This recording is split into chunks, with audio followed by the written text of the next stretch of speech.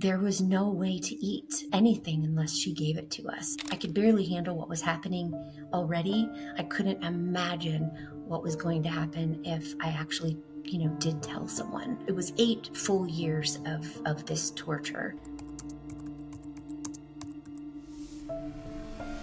I was born in Houston, Texas. I had a doting mom and dad in the beginning. Then my parents got divorced when I was about 3 years old, and my older sister was around 7 years old. And that's when the cracks started to appear in what I thought was our perfect little family. My sister and I went to live with my dad. The divorce was really, really hard on my mom. Pretty quickly after their divorce, he meets her. That would be my stepmom. I remember at first being so excited. She had this beautiful, bright, shiny blonde hair.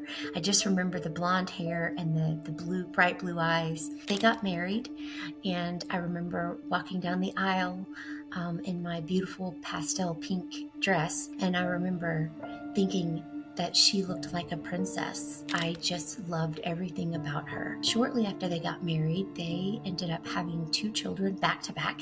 So now we are a family of 4. My dad bought this 2-story house, and now we live happily ever after.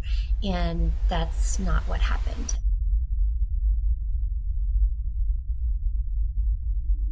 I'll never forget the day that I felt the shift, and it was a tone in her voice, and it was a shift in the eyes, the way her eyes would look at us. The innocence and the sweetness kind of left her face, and maybe I had made up that she was that way all along. I don't know, but I was very, very confused because there were starting to be looks and anger and things that I'd never experienced before. And then those angry looks then quickly turned to angry pinches. And then those angry pinches quickly turned to, a backhand on the face because I spoke for too long, or I did something wrong. I didn't clean something the way that she expected it to be cleaned.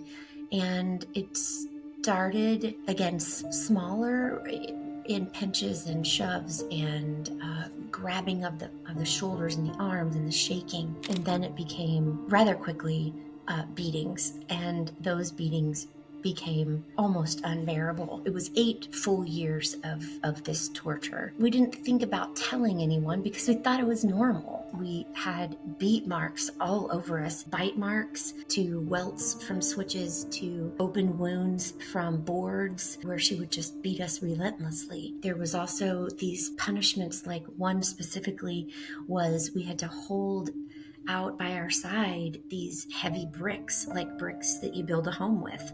And we would hold these out for hours to where eventually your arm inadvertently, it just gives out. I mean, you can't physically hold it up any longer. And then because we dropped our arm, we got beat while we were supposed to be holding the bricks. And it just became, having open wounds and all over the place was an everyday occurrence. And the starvation started around the same time. She had a padlock on the refrigerator and also another freezer where they kept food sort of in the garage. There was no way to eat anything unless she gave it to us. It was considered stealing food if we went into the pantry and tried to grab a snack or get a peanut butter sandwich or anything at all. I wasn't going to speak of what was happening, because if I did speak of those things, I knew I had been warned that the beating would be so severe. I could barely handle what was happening already. I couldn't imagine what was going to happen if I actually, did tell someone. It wasn't until my sister hit high school. Yeah, she was a freshman in high school, and this is where, in Texas at least, you start to dress out for gym or PE period. And this is where you would put on like a gym uniform. So you have to take your clothes off. The teacher noticed that my sister had bruises and bite marks and welts all up and down her skin and all up and down her back and front and all over her skin and body, and they reported it. That was what opened up the investigation for the very first time into our childhood and into what was going on. Those things take time, and they contact your family, and the beatings after that happened were relentless, but they started to only put the things where they couldn't be seen, basically like under your underwear or panties or whatever. They did an investigation, and they ended up taking us out of our home. The state of Texas said, okay, this looks like it's pretty bad, and put us in foster care. I mean, we weren't being beaten, but there was other types of abuse that were going on. Then they were rehabilitated after 6 months, maybe.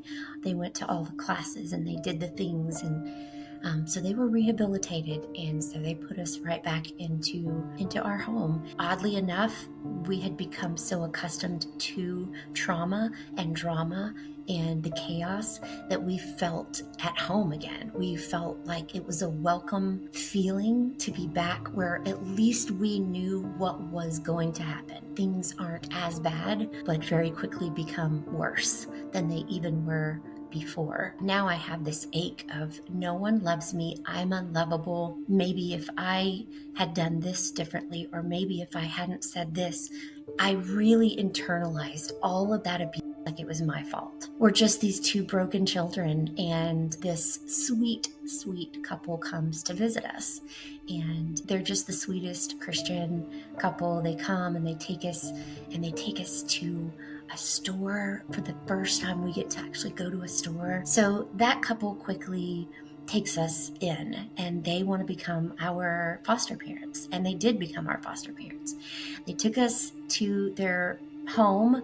I mean, it was unassuming, but beautiful and safe. I just remember for the first time in my life feeling safe. And I didn't know what that felt like. So it felt like home to me, what home should have felt like the whole time, right? We had our own rooms, which was a whole new concept as well. We had our own bed. We didn't have that ever. I'm becoming a teenager now, and I want to go have fun because in the midst of all of this, as a teenager, I've discovered alcohol, which would become my downfall. Then I turn very angry at the world. I start dressing in black. I'm what they call goth at this point. The one thing I had saved through all of this for what I thought was going to be for my future husband was taken away from me unexpectedly when I was 16, and I went to a party and there was alcohol there. Again, that's what was taken from me that evening. And then I just gave up on everything. Like, what good am I now? Like, I'm washed up, I'm used goods, so to speak. And so that's really how I saw myself. And so that's how I started living my life. I was like, who cares? Who cares anymore? And then I met him. I think that my whole life is figured out. Everything that I'd been through was now going to be tied up in this pretty bow, and he was going to fix me because I thought that was a thing. I looked up to him. He came from this religious family, and they were so sweet and they were so kind. On the outside, everyone was just so loving and giving, and they accepted me for who I was. They knew about my traumatic background, and they loved me anyway. And to me, that was just, my whole world opened up. A whole new world really opened up for me. And we decided to get married. We get pregnant with my daughter, and I think to myself, this is, now everyone will be proud of me. I discover some things that are happening that I'm not going to go into detail here that go against what we are claiming to be all about when we go to church. So those things are very conflicting and very confusing, and quite frankly, very, very hurtful. And so we end up getting divorced. Then the real pain starts, because her dad takes her from me. My heart is truly, truly broken and shattered into a million pieces. I really don't want to live, but I have to live for her sake. I do the best that I can do.